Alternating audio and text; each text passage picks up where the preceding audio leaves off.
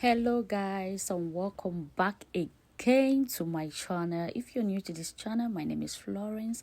I'm a Cameroonian based in Japan. Oh my gosh, today's video is something that I have never done. I've never vlogged about someone. This one is not a gossip vlog. I'm not a gossip blogger. Please, I am just a mom.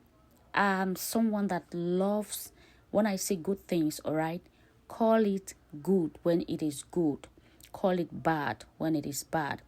This video got my attention when I watched Kobos child naming ceremony. I took time to listen to her testimony. I watched her spoke about her husband, and I saw what they went through during her pregnancy, and there was something that caught my attention, and that's why I am bringing it to my channel. Okay, so I have learned a lot in this video. I don't know if you know her so well, but I don't know Kobos. I've never met her. I've never spoken with her one-on-one. I have just been seeing her on Facebook once in a while. But there's something that caught my attention in this video that I want to share with you guys. And I want you guys to go watch this video and listen for yourself. I know a lot of people will have misconception. A lot of people will say so many bad things. It's a low-key naming ceremony. She couldn't do something big. And everyone has their point of view. And everyone has what they have to say when it comes to things like this. Of course, in the world, people will criticize. Of course, in the world, people will always say their minds. But believe me, there is something here that you need to grab. Now, the first thing I want to say about this video is how she got pregnant. She just mentioned that when her husband was praying for the fruit of the womb on Facebook, and people started throwing stones at them, people started saying that if you want to prove that you're a man of God, why don't you pray for your wife to get pregnant first so that we can know that you're a man of God? Hey, let me tell you something. There is something that is what really got my attention. There are times in life that God allow people to use your weakness to insult you so that He can prove to them that He is God. I don't know if somebody got this point that I just said. Look, God will use that childlessness of yours. God will use that barrenness of yours. God will use that poverty of yours. God will use that state and invite insult so that those same mouths that used to curse you, the same mouth that insulted you, will celebrate with you the same way Kobos is celebrating today. She was never barren. She's a mom from what I know.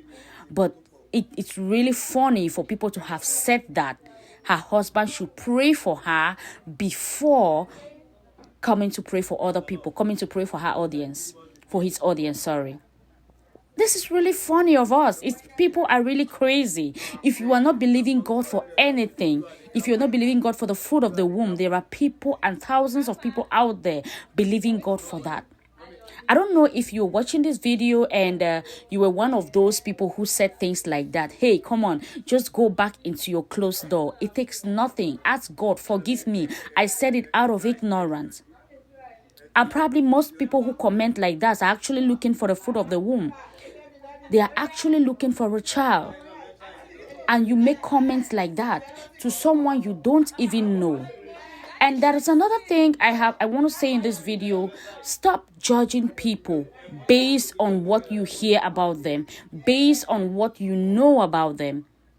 If you've not met them one-on-one, do not judge them. I don't judge anyone. I don't hate anyone on this YouTube. I don't hate anybody. I love everyone, but I always learn something from anywhere I go to. This video really got my attention when she said her husband is a real man of God. I want to tell you that, and I'm going to cry because my husband is a true man of God. He is a man God ordained. When we hosted Fruit of the Womb prayer line here on Facebook, when we're doing prayer for fruit of the womb, some people were making some comments at the comment section that start with your wife. Let her get pregnant before you start praying for other people. Prove that your wife can make a baby first. You're there doing come and receive. And you know, that was when I knew my husband was a true man of God. We got married 13th of February. When we got married, the first thing I told my husband was, I want a baby as soon as possible. I said, with faith, I know that God is going to give me this child. So I kept holding him like the married couple were asking us to consume our marriage until the baby came. Getting to Nigeria, I told my mother-in-law that, Mommy, this is March. I've not seen my period though. She said, that was fast. I told Grandma said, but that was fast. I said, I'm just happy. So we were here. I went to Cameroon with my husband, and we noticed that some complications came in the pregnancy. When the baby was 4 months old, lots of complications came in. My husband always told me, preach faith, don't preach fear. Those were his words in the hospital. We went to Dr. Kelle's clinic in Yaoundé. He put me on the bed. He saw some other issues surrounding the pregnancy. He said, let's pray. This is the baby. This is what is going on. But God is going to see us through. So it was a delicate pregnancy. It was a high-risk pregnancy. Most of the people were saying, go back to your husband, Nigeria, your husband is lonely. But my husband knew that I needed all the mental stability and care. And Mommy, as a head teacher here, Daddy very busy, everybody is working. Nobody could have given me that kind of time and attention that I needed, so I had to sit home. So Ayomide is a very blessed child, because the first time we went to the hospital, they said he was a low-weight baby. Because of the issues surrounding the pregnancy, they said he was not going to be a big baby. He is practically fighting for his life because of the issues surrounding him. So I called my husband from Cameroon. I said, honey, it's a girl, a low-weight girl. The doctor says it's fine. There's some kids who come like that. So when I was going to go to Dubai, my husband refused that. I should not go to Dubai. I should come to Nigeria. I said, well, honey, I'm an influencer. Let me go and see why this company wants me in Dubai. And I promised I'll be there for 10 days only. I spoke to the child. I said, baby, let me take you to Dubai. Let me have this program. I'll buy some nice things for you and come to Nigeria. I bought a box of female clothes. My husband was busy shopping for his daughter.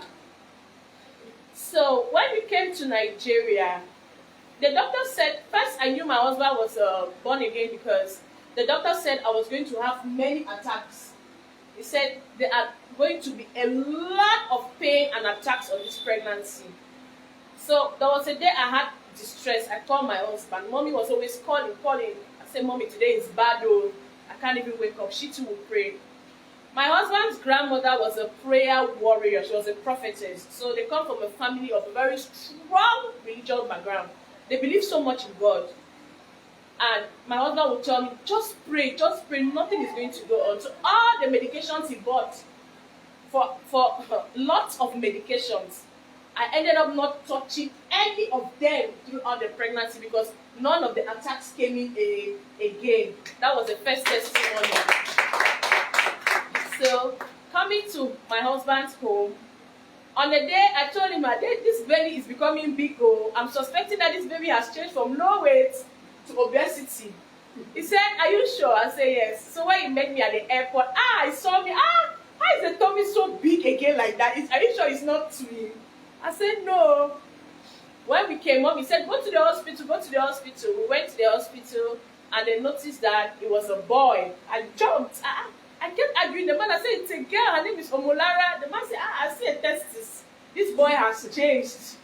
So they said the baby was almost 3.8 kg. That was somebody who was not up to 2 ounces, like almost 1 kilo. And when his mates were weighing about 2 point something, he was still struggling with one. So now, the next challenge was the birth. Before I got into labor, my husband leaves for work 7 o'clock in the morning. Thank my sister, auntie, Auntie Bimbo who is here with me. I had pelvic pain, pelvic bone pain. Auntie Bimbo, Oshegoma. Thank you so much. She has been such a nice nanny. Yes. You're a wonderful woman. So when my husband goes to work, he leaves me on the bed. He says, baby, I'm going to work. I'll just do. My body was just doing me. So I had excruciating pain on my pelvic bone. I was just opening my legs and walking. So she would come and say, Ma, try and exercise, try and leave the bed, try and walk, try and do this. So I'll say, okay, I will cook until the last day. Just help me do 1 or 2 chores. She'll be sitting here, I'll be walking around the house, strongly making pepper, onion. Before my husband comes, I must have cooked, bathed myself, done things. You see me struggling, you say, are you okay? I say, I'm trying. The baby overdue. I said, what's going on? I started telling him that we should pray for this baby to come. I was so tired in the last days because the baby's weight was all on that pelvic bone. And then God blessed on the 24th of November. Tuesday evening, my husband was very sick. He was seated here. He had some stomach obsession. He called me, he said he's not feeling fine at all. I took my bath, I came and sat in the living room. I remember the nights he could not sleep. When I'm not sleeping, I wake him up. Please wake up, oh, wake up, wake up. This thing is for both of us. Massage my stomach. You take anointing oil, massage the stomach. I massage my leg. I'll say, baby, my back, my belly, my this. So, but on that Tuesday, I was so strong. I tapped him, I said, you should sit, I want to pray for you. He said, you pray for me? I said, okay. He sat up. I laid my hands on him. I said, whatever is holding you should go away because this baby is coming out soon. And I need you to be strong for me. He said, okay, I should go to bed. He's coming. So 4 a.m. when I was in bed, I turned, I saw him sleeping. I had back. I knew that was level. I woke him. I said, please don't go to work today. This baby is coming today. He said, are you sure? I said, yes. With all the challenges we had, with all the troubles we had, that's for another day. God still took me out of these troubles, this distress, and then we had this baby. People were calling, Daddy was here. You know, there was a time when I even requested that Daddy should come here for weekend, as if he's my nanny. I said, but I don't see you, I'll be so angry. They had to come sleep with me here, talk to me, advise me, encourage me. I'll just sit and request for people that I want to see you now. Daddy said, oh, I'm on my way. I said, okay, come home because I'm not feeling fine. So in the hospital, I told my mothers in Nigeria, I said, I died on the theater bed. My husband can attest. I actually died. I know. But God resuscitated me. Thank God for the doctor who was also very prayerful. The doctor kept praying. I've never seen a doctor who believed in God. Because it was a kind of, this is something that we are daring. It's very unusual, but we should just try this method. It can work and it cannot work. I remember when they said my husband should sign that if I die, they shouldn't be held responsible. My husband looked at that paper, looked at me on that slab, and then he signed. I told him, sit here, take that phone, record everything. So if tomorrow something should happen, show my family that this is what I went through. My husband said, talk faith, don't talk fear. So when I woke up, I saw one fat, fair boy on the bed. I just bless you, God, and I want to thank everybody. I don't miss anybody home, I must say, because I don't feel like a stranger around here. I feel like all my parents are here with me, talking to me, pampering me, especially mommy. Mommy has been here, up about, leaves here, goes to work, comes back, cares for me, baths me. Mommy, removes my sanitary towel. Is there something you have not? It may make I shit for your mouth. It may make I just shit. And you've done all the most despicable thing a mother can do for her daughter.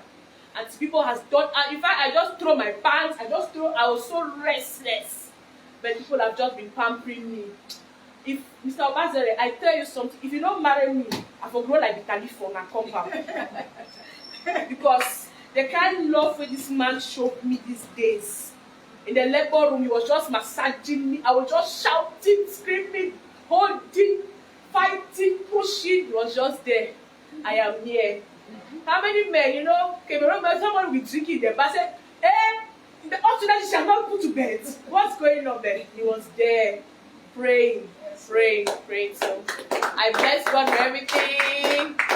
Able God, thank you, people. I remember my husband will be praying. I'll just be at the corner there, replying messages, thanking God, praying. Women are strong. They say labor pain is equivalent to broken 20 bones. But women still go through it and they still carry pregnancy every day. Bless God. Bless God. Thank you, Daddy. This is my husband's uncle. He's not just a regular pastor. So Daddy is not just a pastor. If you see the resemblance, it's very striking. He's just a darker version of my husband. This is my husband's father's brother. So that is his wife, my co-mommy pastor wife. Any parcel, any gifts, you can be gifting, you can write to the man of God. Even when Jesus was born, God ordered angels to go and visit him with gold. Frankenstein, man. God said, go and see that baby. The baby deserves a gift. So I think that my husband deserves any gift you give to this boy because we have been through it all. Thank you so much. Let me have the camera. Thank you so much, Mr. Abbas. I want to yes, I want to thank you so much. Okay. Yeah. Thank you, Daddy. You're welcome.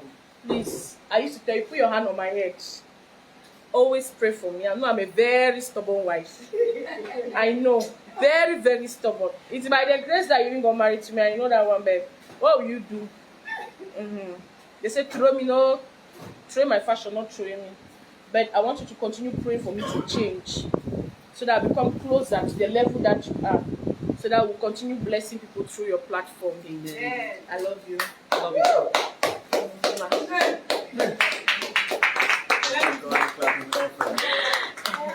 Thank you all so very much. Yay! Mommy Bia. So we have